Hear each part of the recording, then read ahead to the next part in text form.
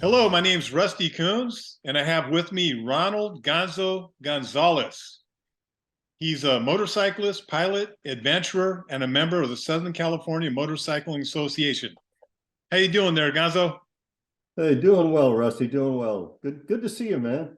Thank you. You too, man. I'm really glad to have you here, man. You've got a great story. You've had a great life. You've done a lot of cool stuff, and I hope that we can cover that on this and make some people aware of some of the cool things, some of your philosophy, and the way you look at life, and the way it pays off when you do things and take the high road. You know, because you've got a couple stories that are really inspiring. You know, where you could have went the easy way and you did it the hard way, and it changed your life in a positive way, which we'll get to. But Yeah. before we get into all that, I'd like to go back to your first encounter with two wheels. Oh, okay. Wow, boy, you really got to go back. Being 78, that means I got to go back 100 years. Yeah. Uh, yes, I was. So my father. I'm going to do a little circling here. My Sure. father's Mexican. My mother is Canadian, and they met in World War II up in New York. And of course, Dad takes off to Europe, and I get born. We ended up moving back down to Texas. We lived right on the border, McAllen, West Laco. You know, pretty much I was a little Mexican kid, except I was as white skinned. I'm the white sheep of the family, so to You were speak. the widow, right? Yeah, yeah, yeah. And so I'm running around barefoot and all that. And anyhow, by the time I was about going into first grade, my father got me my first bicycle. And it was a little 16-inch bike. And life was so different then. I mean, I rode that thing across highways. I would ride that to school, first grade, which was, you look at school then, there was a clapboard structure with 6 benches in it. And we had grades 1 through 6 or 1 through 7 or something in that one room with one teacher. Wow. And I mean, that's the way it was. Was Was this just a one-room schoolhouse? that was it. How That was big do it. you think it was? 20 by 20 or? That seems about right. Yeah. Yeah. I mean, it Wow. wasn't huge. It wasn't I mean, big. that's like back in the old West. They were doing that in the 1800s.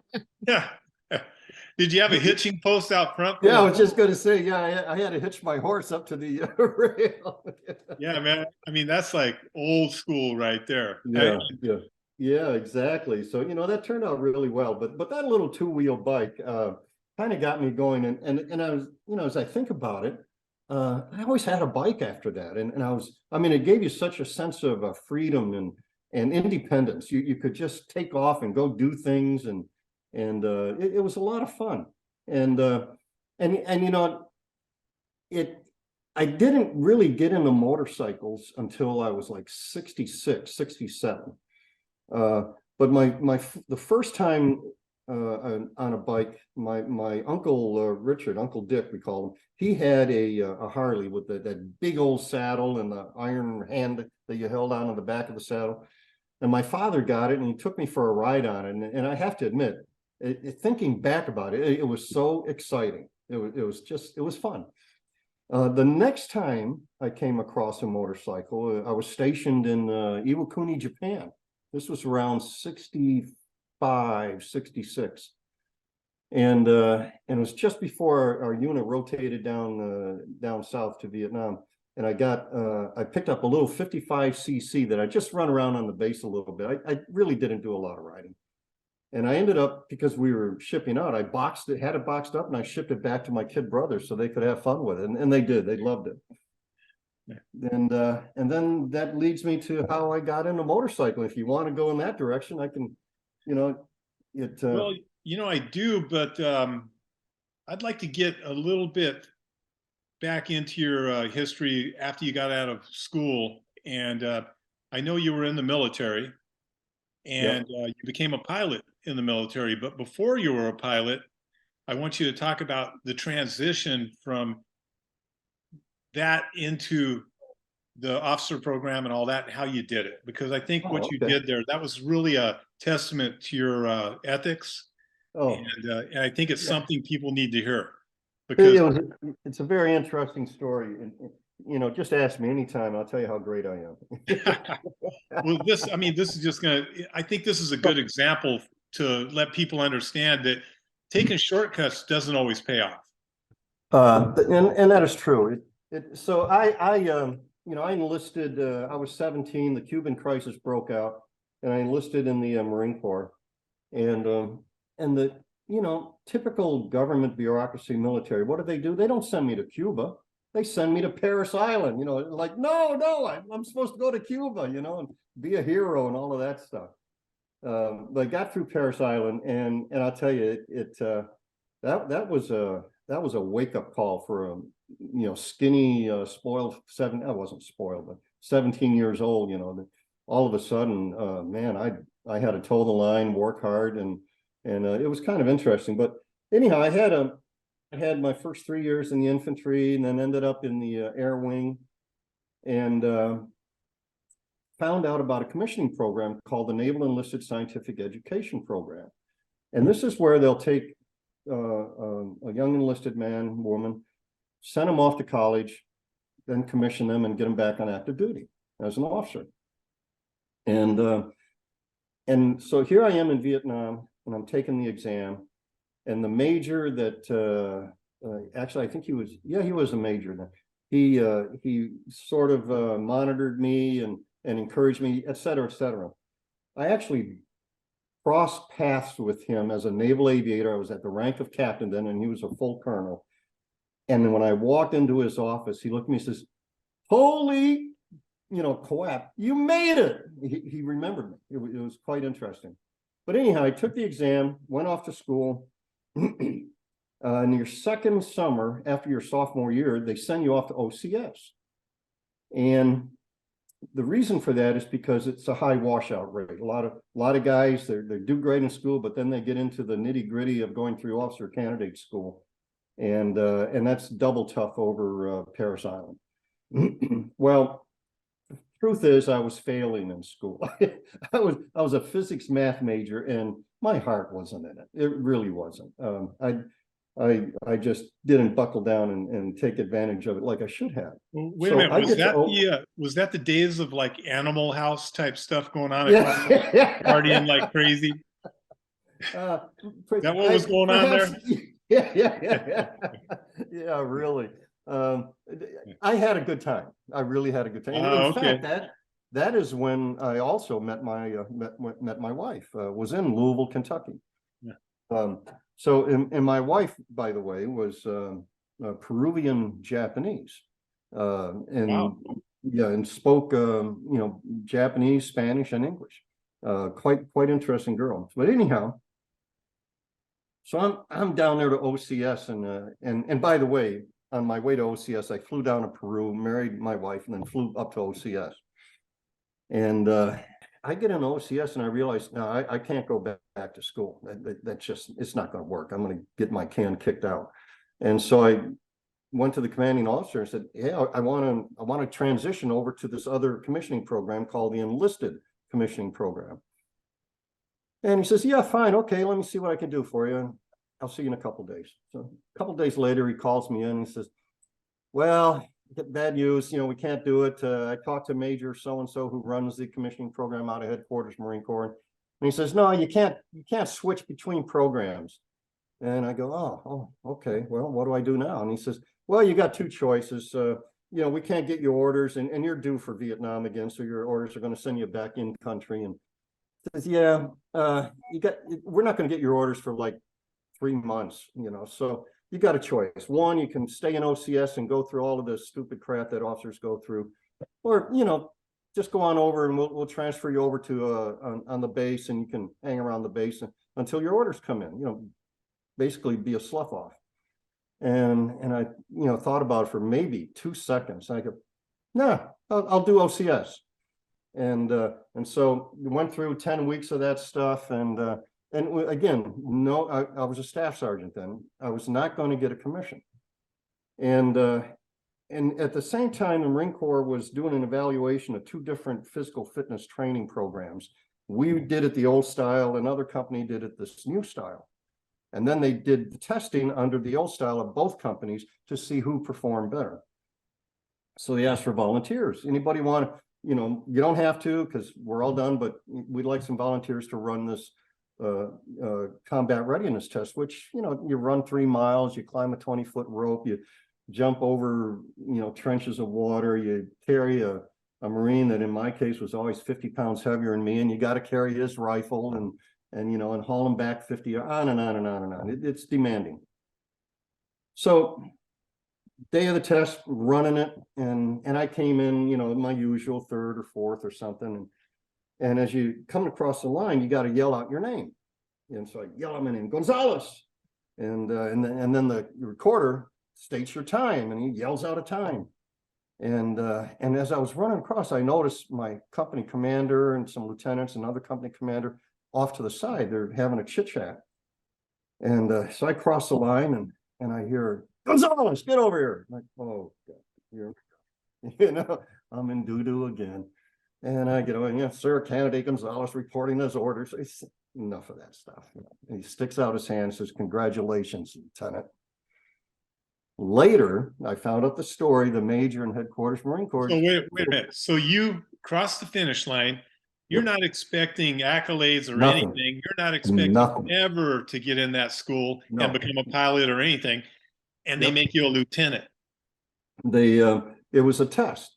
The thing that the major did out of headquarters Marine Corps, he says to my captain, says, let's give him 2 options. Let's see what he does. And you did the right thing. You took the high road, the hard road. Yep. Without any expectation of a reward, which shows the kind of ethics you had, and that's what they're looking for. That was the whole bottom line. Beautiful, beautiful. Yeah, no, I like the way you put it. Okay, and let me pat myself a little bit. And that paved the way for all the cool things you got to do after that, which it really, I tell you, it was amazing. It opened doors. It gave me a whole new life. Those were the 2 turning points. Number 1, meeting that young lady that I married. She was an amazing influence on my life. Very bright girl. She eventually got her PhD in education. She's a very smart woman, great mother, great wife, good friend. What happened to me in the Marine Corps, the opportunities that were given to me that I was able to take advantage of, just changed my life completely. Well, look, you're being very modest. I want you to talk about those airplanes. I love airplanes. I'm a pilot, but I was never lucky enough to be a military pilot like you and fly the toys you got to fly, man. I'm telling you, I'm envious as heck. I'm looking at them right now. I mean, you flew T-34s, T-28s in training, TH-57, UH-H-1 helicopters, transitioned to CH-46 tactical. That's amazing, and you got paid to do it. That was the fun all over part. the world. Yeah, and what's interesting is, as a kid, I used to build model airplanes. And back then, 100 years ago, we had to carve it out of balsa wood. I had to carve the nacelles for a B-17, and the fuselage and all of that. And I'd have these things hanging from the ceiling, in my bedroom, and it was just a fun. I even had a remote control. Well, it wasn't remote control. We had the guided wire, and you went around in circles with the thing. Oh, I remember those. Yeah, and had a little prop on it. That was fun. I never, and I actually did for a brief time, was in the Civil Air Patrol and got to ride in a Piper Cub. But I never for a moment thought I would get into the flight training program. And here's another story, and this is where I think respect for others and treating others well ultimately comes back and pays off. And I didn't realize this until, probably would have been 25 years after I became a pilot. The story came back around, and I learned and got a whole different insight to it. So let me tell you the story. So here I am in the basic school. After you get commissioned in the Marine Corps, they send all officers off to the basic school. And that's a 6-month infantry training program. Every Marine officer is an infantry officer. And then from there, you go off to tanks, artillery, supply, in my case, aviation, whatever. And so during that 6 months, they would introduce tankers, officers would come in and talk about their careers, things like that. And these guys come in with aviation and they're talking about that and say, well, anybody here interested in it? And I'm thinking, damn, I'm sick and tired of the muck and the mud. Yeah, me. Yeah. So I got signed up. And off, now it starts. And the first thing is the visual tests, number of tests you go through, and got through them all. And finally, the last thing is the eye test, where they're actually going to check your eyes. I got 20/20 vision. Great. Doc comes in, they dilate the eyes, they look into it and says, you can't be a pilot, you got astigmatism. I go, what the hell does that got to do with it? I got 20/20 vision. He says, no, you got astigmatism, you can't be a pilot.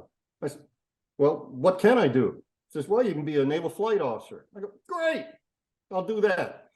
And so now I'm sitting there, and you got to, they really dilate your eyes. I couldn't even walk the way that was done. Wow. And there's this corpsman, he's a E4, and he's just sitting there keeping me company, and I'm chit-chatting with him. And just saying, hey, so how long you been in the Navy? What are you going to do when you get out? Do you like being a corpsman? Are you going to go into the medical profession? Have you considered medical? Blah, blah, blah, blah. And he says to me at one point, he says, Lieutenant, you're different from all the other lieutenants that I see coming in here. They don't talk to me. I'm nobody. I said, no. You are somebody, number one. Number two, give them a break. They're brand new at this, and they are scared shitless. I said, I've been enlisted for 7 years, and I had, rows of ribbons, all that crap. And he says, okay. And so off I went. My eyes cleared up. About a month into basic school, I get called up to the commanding officer's office. Oh boy, here I go again. Called up. Oh man, what did I do now? I walk in and he begins to ream my tail. He says, Headquarters Marine Corps wants to know why you, a line officer, now line officer means you can be in command versus being a supply officer. You're not going to be in command. Says, what kind of a basic school am I running here that one of my line officers wants to be a naval flight officer sitting in a back seat? I go, I don't understand, sir. He says, you're qualified to be a pilot. Why are you applying for, be a flight officer? I said, sir, I want to be a pilot. He says, that's what I want to hear now. Get out of here. Right on. Off I go. Get down, and my eyes were never checked again. That's the only time they dilate and really check things. So here I am down in Pensacola, go through flight training, get out, do, I think I did another 13 years as a commissioned officer, then I retired. And but I kept my connections with the Navy and Navy SEAL Beach over in, I can't think of the name of the town. It's a Army Reserve station now, but they had a golf course, and I belonged to the men's club. One day I'm out with this guy, and we're chit-chatting. He says, so what'd you do in the Marines? I said, well, the says, so you were a grunt for a while. I said, yeah, that and aviation. And I tell him the story about, how this young corpsman forgot to check the box and say that I had astigmatism, not qualified. And he looks at me and says, you were in the grunts, right? I go, yeah. He says, who's the one guy you never messed around with? I said, the corpsman. He says, why? Because they would just literally take your shot records and toss it. And man, you were in line getting all those inoculations all over again. So you never mess with those guys. And he says, guys, do you really think that young corpsman forgot to check the box? Wow. I go, oh my God. Never did that enter my mind. Wow. Unbelievable. That young lad sent me off to flight school. That's unbelievable, man. Yep. Don't you wish you could call him and say thank you? Oh, don't every day. Every day. And you probably had no idea who, what, where, nope. how. I have no idea where he is, what he is, but I tell you, he did. But you just being a real person, giving them respect, taking a moment, and doing that. That was what did it. It just it did pay off. And life has been like that. If you ever read the book Synchronicity, that was the subject of the book, the Celestine something. it was all about how life has connections, and what goes around comes around, and Yeah, you know, I no think doubt about it. there's a lot of truth to that, a lot of truth to that. But anyhow, that's how I ended up getting to flying, and I got to fly actually more aircraft. I got stationed in El Toro, and I was flying the T-28, the C-131, the DC-3, the T-39, and the UH-1 November helicopter SAR. 5 different aircraft. I was the assistant maintenance officer. I mean, every day I was in some seat going somewhere, doing something. That's great. A lot of fun, a lot of fun. But I'll tell you what, and you probably don't want to go into it, but I think your flying career is a hell of a lot more exciting than what mine was. Yeah, mine was the other end of it. It was kind of funny, man. You know, like the airbase. Were you at the one in Tustin, right? I MCAS Tustin, I think it was. Yeah, I flew the 46s out of there, but mostly Yeah. I was in El Toro flying fixed wing. Well, I used to fly out of John Wayne a lot. And Okay, yeah. I kept one of my planes there. I had 6 airplanes over a period of time. And I had a company called Flight Management Systems. And I used to have a 210 that was jet black. And Really? so I was over there all the time flying right by you, you know. And I don't even know if I should say, I used to have a lot of fun with that plane and Yeah. buzz around and do some really Yeah. fun stuff. You know what I mean? I think I'm gonna leave it there. You know what I mean? But yeah, like I said, man, I'm very envious. I mean, I would love to have had that career and done what you Yeah. did. And when I was a youngster, I had a little deal where we went out partying one night and we vandalized some schools. And Mhm. the kids that I was with went out the next weekend and got caught. And Oh, when they got caught, they're all telling on each other. And they, of course, they said I was there the first weekend, right? And yeah. I just wouldn't cooperate and tell on the guys. You know what I mean? And all the ones that did tell, they're not admitting that they did. So Yeah. it kind of made me the bad guy. I stood out. So Yeah. they put me in juvenile hall, and they sent me to CYA, California Youth Authority, and it was like Okay. I hadn't even been there before. I mean, you know, I wasn't like a repeat offender and all that other stuff because I wouldn't cooperate on the situation. I just felt, you know, it wasn't right. You know, I'll take Yeah. responsibility for what I did and whatever. So I asked him, I said, look, I said, let me go in the military. I was 17 years old. I said, in the past, they've let a lot of people, well, not a lot, but a handful of people I knew had done that. Yeah. And they said, no, we're not doing that no more. So I didn't get to go that avenue. Yeah. But That's a shame. yeah, I regret it because I would have really loved it. And I could have used the training anyway because I was kind of out of hand, you know, to a degree, you know. Yeah. But You know, anyhow, you're what, six? I'm judging. I don't I'm know how six, you fit in this screen, but you're like 6'4", 6'5". 6'5". Yeah, 6'5". I'm 10 years younger than you. Yeah, geez, you're what, like 230 pounds of all muscle? 245 now. 245. Yeah. So I flew with a colonel once in the T-28, and I put him in the. I was in command. I was a captain, and I put him in the front seat. He needed flight time, and I'm watching him crawl into this thing. And his nickname was Red, Colonel Red. He was 6'4", I think.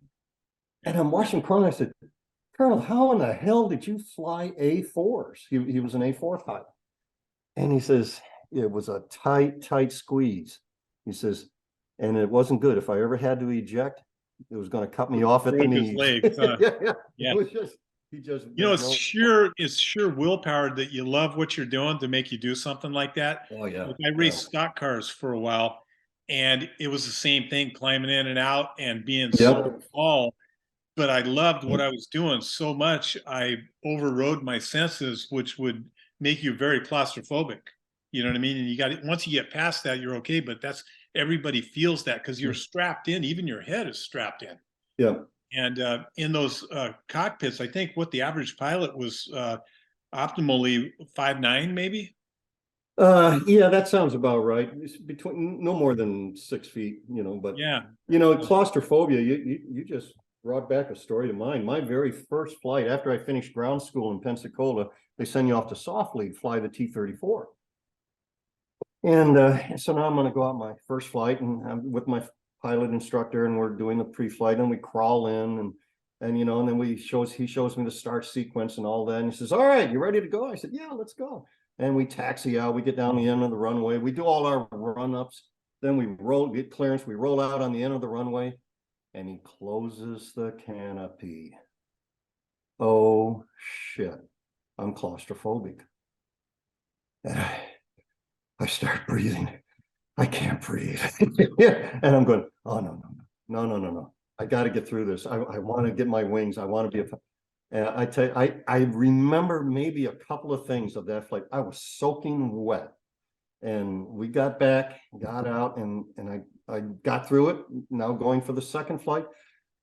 And man, I went out there for 3 days in a row. After 1700 at the end of the day, I'd go out in the flight line. I would crawl in a T-34, cut the canopy, and just, get myself into it. But oh man, that was scary. That canopy is like a greenhouse effect. And you're in Florida, which is hot as heck with the humidity. Yeah. Oh, it must have been scorching. I mean, just dripping. You'd be so. Oh yeah, but I had to do it, man. That's the only way I could get through it, and ended up conquering it, and of course went on and got my wing. So that was a good thing. Okay, well, look, we got to get back to motorcycles, but I mean, let's do that. I love your stories. I mean, I could talk all day about airplanes. I love them, but I love motorcycles too, and we've got some good stuff here. I mean, you actually became an adventurist with it, and you started at what, 67? Yeah, I was really trying to put my finger on it, but I think I was like 66, 67. I was out, I was working for Boeing at the time, and I was out at White Sands. I'd go out there 2-3 weeks at a time, come back here a week or two, and then back out there again. It was a constant back and forth. And one day I'm coming out of the East Gate onto the Patriots Highway out of El Paso, between El Paso and Alamogordo. And traffic, a little bit of traffic, and I'm waiting, I'm looking to the north because I'm going to head south. And finally traffic opens up, and I turn around and look the other way, make sure no one's turning. And here comes a long line of bikers, and a lot of them with the handlebars way up here. And I'm looking at that, I'm going like, and I decided I was going to retire. But the question was, what am I going to do? And my life has been a constant reinvention, doing something different, doing new things. And when I saw that, I go, that's what I'm going to do. I'm going to get a motorcycle, and I'm going to travel America. I've been all over the world. I don't even know what my own country looks like. I'm going to see my country. Right. And that's ultimately what led into the adventures. I discovered the USA Four Corners tour, which was offered by this organization called the Southern California Motorcycling Association. And I said, well, hell, let's do that. Explain the Four Corners. Now, the Four Corners are actually the United States Four Corners.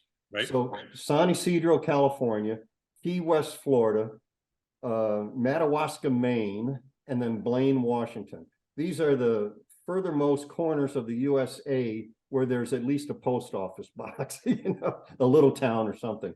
And so SCMA set up this program. And by the way, the SCMA got started in 1968. There is 50 some years old now.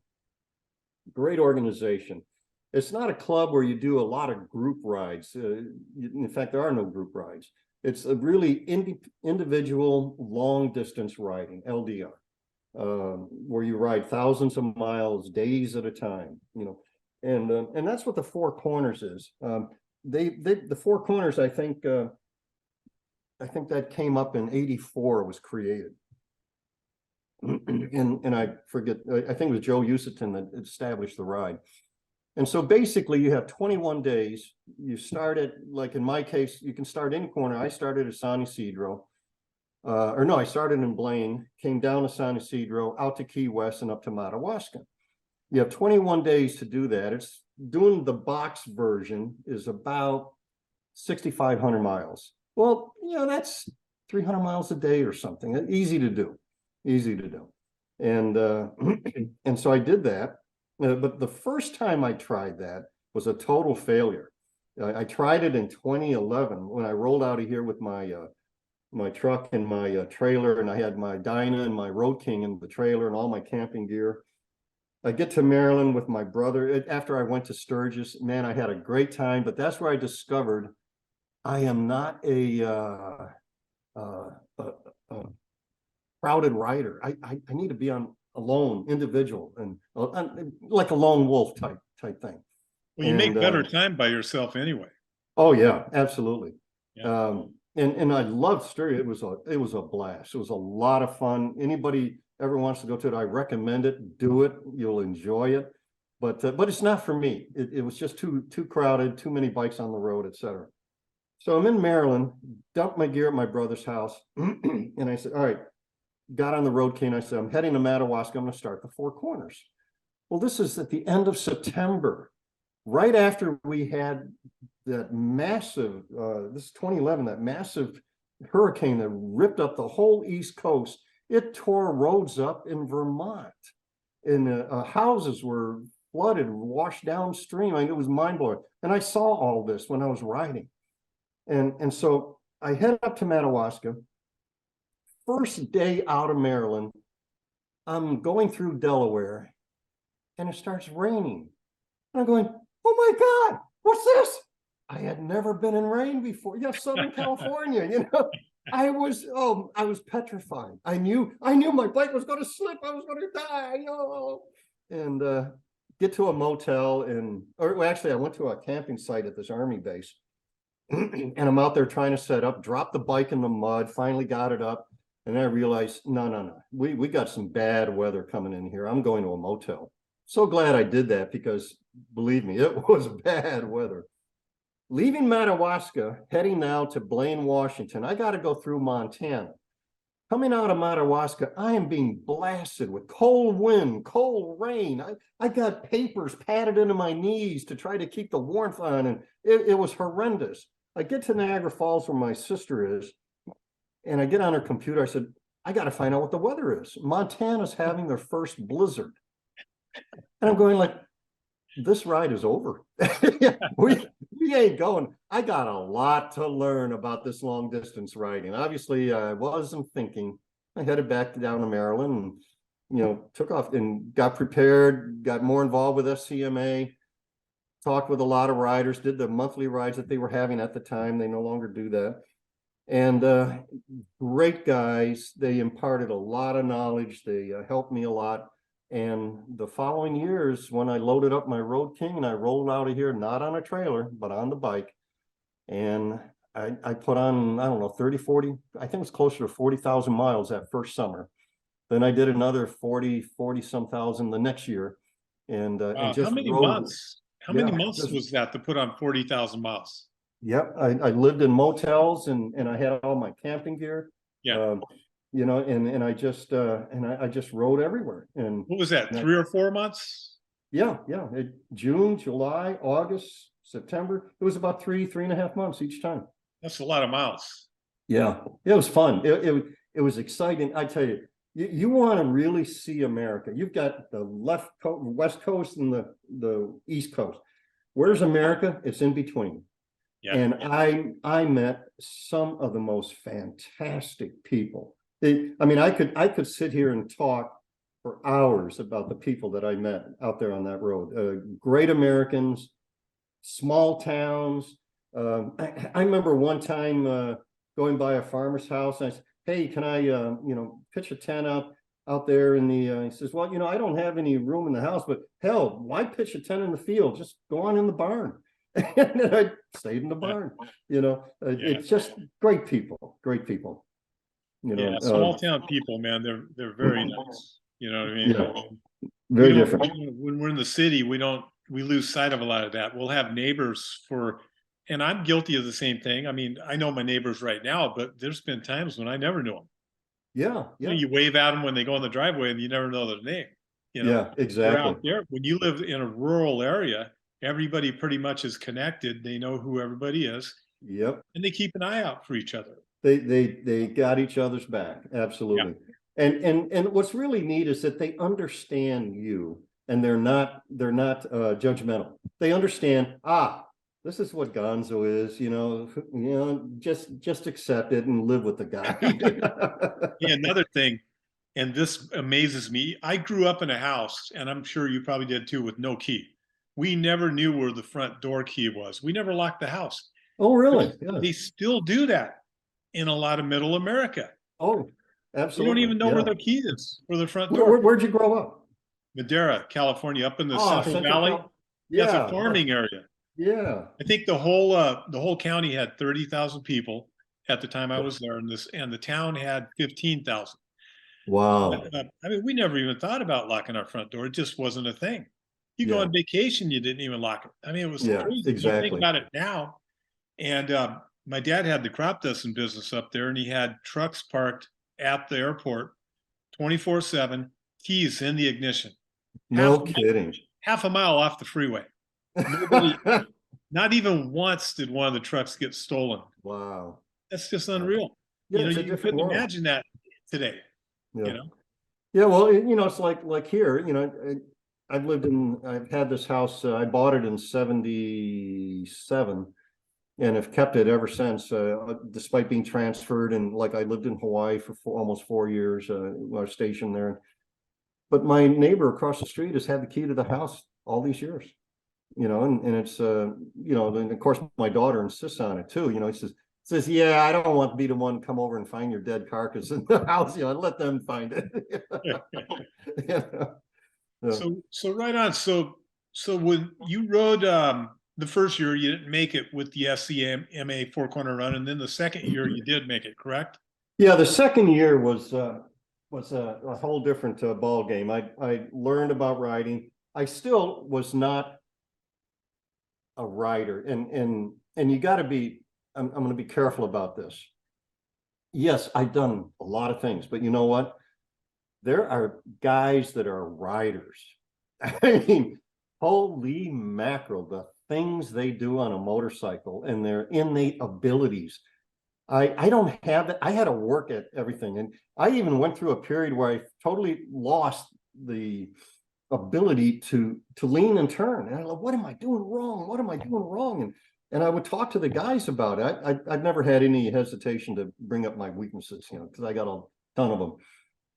And finally figured it out. I was focusing about 2 feet in front of the front wheel. You can't do that. No. It's like flying. You want to turn, man, you look where you're going and hit that stick over. And that's the similarities between flying and motorcycle riding.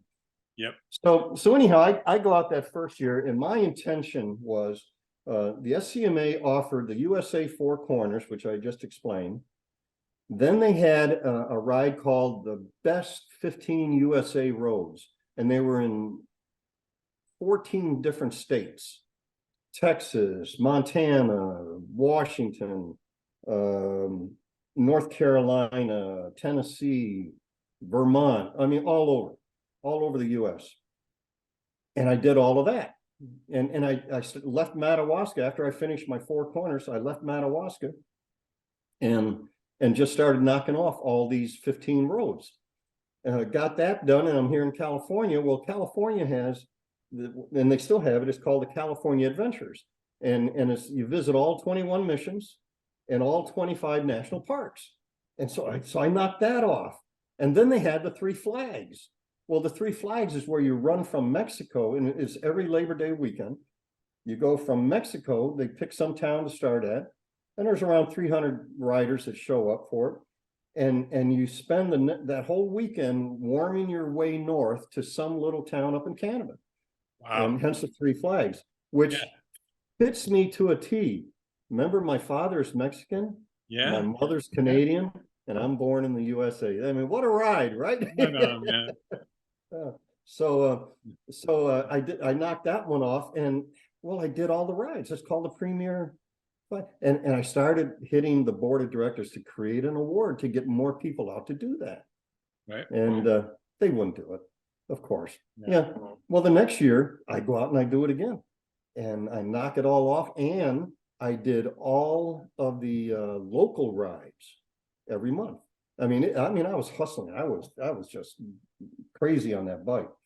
Well, now it's called the Grand Slam. They wouldn't give me the award. They wouldn't create. No, that's nobody's going to do that stuff. Well, every year in March we would hold a awards banquet, to give out awards for people doing things to that. And the next thing I know is I'm getting called up, and they're presenting me with the Grand Slam award, the first award ever. In fact, I'm going to bring it over and I don't know if you can see Oh this or yeah. not. Oh, It's I like acrylic. that, man. That's badass. Yeah, with a motorcycle on it, and then they put a tongue-in-cheek inscription on it. It says, presents the Grand Slam Award to Gonzo, I can't read, for having completed all the SCMA Premier Rides and Traveler Award rides. The accomplishment included touring many of the most scenic places in North America on two wheels, while logging well over 30,000 miles in one calendar year. Gonzo braved the heat, cold, wind, rain, potholes, budget holes, barracks, food servers, oil and tire changes, and even surgery after a close encounter with another Harley Davidson. This is a feat accomplished by few and cherished by many. Wow. That's a hell of an award right there. Yeah. I'll tell So, you what. that's the kind of, SCMA gives, like you do the four corners, you get a beautiful four-corner plaque. They got a Triple Crown award that if you do 3 of the big premier rides, you win a Triple Crown. These are things that hang on the wall, and the Great Me wall, and it's just cool. It's an awesome organization. My wife died in 2006, and this is one of the things that SCMA, because I didn't know about where to go and ride and sightseeing and all that. SCMA gave me destinations for my journey, and it was therapeutic. It really was therapeutic. It helped me a lot to get my feet back in the ground. Even though it was 5-6 years after my wife died, I was still struggling. So that was a good thing, and that's where I decided at that point. I started getting involved with the board of directors, and I said, there must be a lot of other dudes out there like myself that this could be beneficial. And I just got involved. I ended up becoming, first I was in publicity, then I was helping with the monthly rides, then I became membership director. Then the vice chairman, our chairman passed away, and Steve Schulman was vice chairman at the time. He took over and nominated me to be his vice chairman. And then he could only do 1 year because he was moving, and he moved up to where the hell did he move to? Washington. Western Washington, and Eastern Washington, excuse me. And so I ascended, took his place and became the chairman, and I was a chairman for SCMA for like 6 years. So it was my golden opportunity to pay back and try to do good things, keep the organization running, and fortunately it still is. We got a great chairman now. I've stepped down, I've resigned, I'm now retired in the true sense. You put on enough miles, I'll tell you that. Oh yeah, I did a few, but I'll tell you, there are guys out there. I have friends, acquaintances all over the United States. There's guys that do 100,000 miles a year, year after year after year. And I said to him, I said, what about your wife? Just, oh, she's real happy. she in fact, she even says, isn't it about time you get going? Aren't you going to go do that again? Right on, man. Well, you know what? You got an amazing life, man, and your work ethic, your life ethic, everything. I love it. You know what I mean? Yeah. It's paid off. You've had a great time doing a lot of cool things, and like I said, I'm envious of your career with the aviation alone. But Yeah. and this kind of mileage on riding. I mean, I like to ride, and I ride fast, and I ride hard, and I ride long distance, but nothing like that. And Okay. it's amazing. You know what I mean? You've done a lot. So before we close it out, is there anything else you want to add? No, actually, I would really encourage all motorcyclists to take a good look at the organizations in your community, in the nation, in your state, etc. Support organizations like ABATE, ABATE.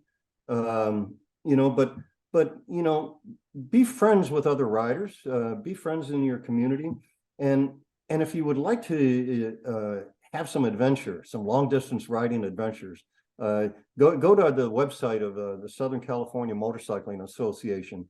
It's sc-ma.com,